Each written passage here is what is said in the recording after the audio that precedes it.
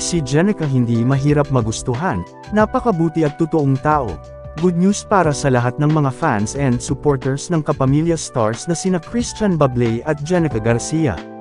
Kinumpirma ni Christian na tuloy na ang reunion project nila ni Jenica pagkatapos ng matagumpay nilang teleserye na Dirty Linen na pinagbidahan nina Janine Gutierrez at Zanjo Marudo. In fairness, talaga namang bumenta ng bonggang-bongga ang tambalan ng dalawa sa Dirty Linen, kaya naman marami ang nagsiship sa kanila na sanay sila na lang ang magkatuluyan sa tunay na buhay. Basta mayroon kayong aabangan sa amin ni Jenica. Hopefully unang quarter ng 2024, ang pahayag ni Christian sa MediaCon ng kanilang Metro Manila Film Festival 2023 entry na Broken Hearts 3. Say pa ng award-winning actor, isa si Jenica sa mga artistang napakadali at napakagaang katrabaho dahil bukod sa napakagaling nitong aktres ay nakapakabait at super professional pa. We're going strong as friends. We're very good friends. We'd like to keep it that way. Kung bibigyan ako ng pagkakataon ni God, somehow gusto ko sana na kagaya ni Jenica. But not necessarily Jenica, kasi ayaw naming masira ang friendship.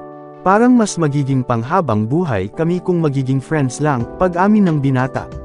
Sabi pa ni Christian, si Jenica, hindi mahirap magustuhan kasi napakabuting tao, napakatotoong tao.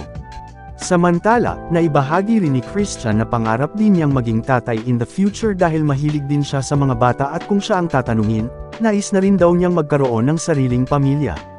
I have so much love to give. Actually gusto ko nang magkaanak. Kung bibigyan ng pagkakataon, gusto ko na magkaroon ng pamilya. Ayaw ko naman pilitin. Kapag ibinigay sa akin, go. I'm starting to build my future for my future family. Yung bahay na pinapatayo ko para sa nanay at mga kapatid ko. Gusto ko kasi magkakasama kami. Pero kung bibigyan ng pagkakataon ni God, malay mo yung katabi or yung malapit doon, na lupa para naman sa future family. Baka 2025 pa matatapos 900 square meters, 3 floors. Dream house talaga, aniya pa. Naging maswerte kay Christian ang 2023 dahil sa dami ng natanggap niyang blessings at patuloy pa ring natatanggap, kabilang na nga riyan ang MMFF entry nilang, Broken Hearts 3. I'm glad and very thankful.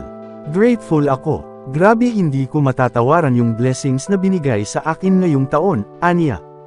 Showing na ang Broken Hearts 3 sa December 25, directed by Lemuel Lorca and produced by Benji Cabrera, Omar Tolentino, Power Up Whirlpool Inc., BMC Films, at Smart Films. Kasama rin sa movie sina Iamina, Petit, Andoy Ranay, TJ Marquez, Jay Gonzaga, Jacqueline Jose at marami pang iba. Mr. Kasag pa here. E-subscribe muna yan for more news updates.